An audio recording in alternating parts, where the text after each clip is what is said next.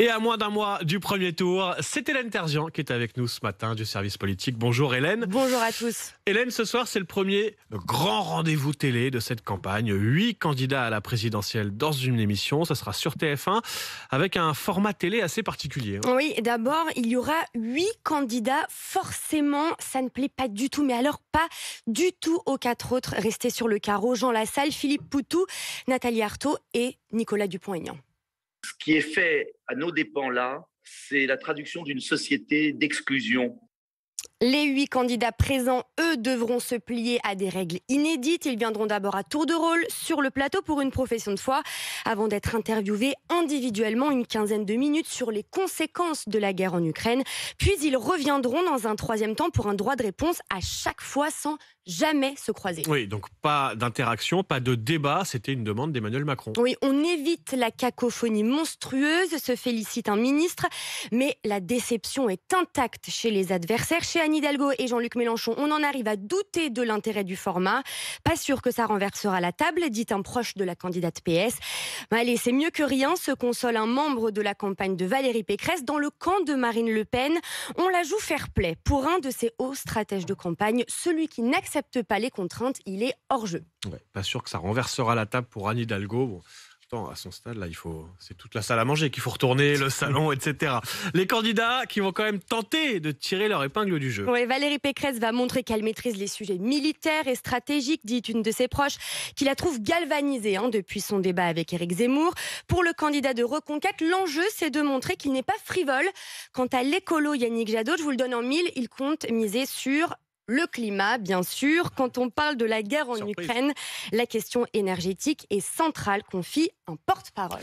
Bon, mais en fait, le fil rouge de la soirée, c'est que tous les candidats vont quand même, chacun leur tour, taper sur le bilan d'Emmanuel Macron. Oui, à ce yeux-là, c'est Marine Le Pen qui compte bien en profiter. En plus de dérouler ses mesures en faveur du pouvoir d'achat, il y aura forcément une partie réquisitoire, nous dit un de ses lieutenants.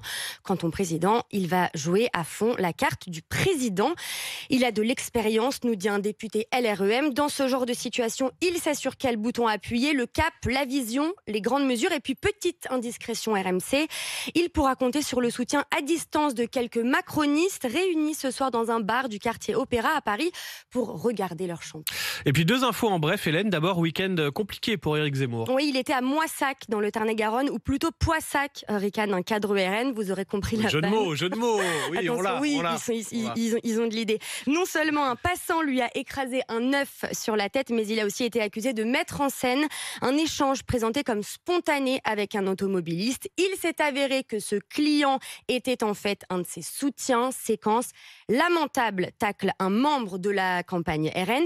Mais alors, pas de quoi du tout assombrir le moral des troupes. Je ne sais pas si vous reconnaissez cette chanson. Peut-être l'interprète. Ça vous parle? Là, je reconnais Jean Messia. Voilà, ex-RN et soutien d'Éric Zemmour qui chante Ozone. Ozone, ça, bien sûr, pour les connaisseurs. Le boys band roumain. Exactement. Oui, pas, oui. Galvanisé par son candidat sur TikTok. Voilà, de toute façon, dans le camp d'Éric Zemmour, on bat en brèche les critiques. Le faux automobiliste, c'est un épiphénomène. Quant à l'œuf écrasé sur sa tête, c'est même devenu une super séquence, nous dit-on chez Éric Zemmour, puisque Éric Zemmour a tenu à ce que l'auteur des faits sorte de garde à vue pour échanger avec lui. C'est une super séquence. Tous les candidats, je pense, rêvent de se faire écraser un œuf sur la bien. tête en sortant de leur voiture. Pour finir, Hélène, c'est une info RMC.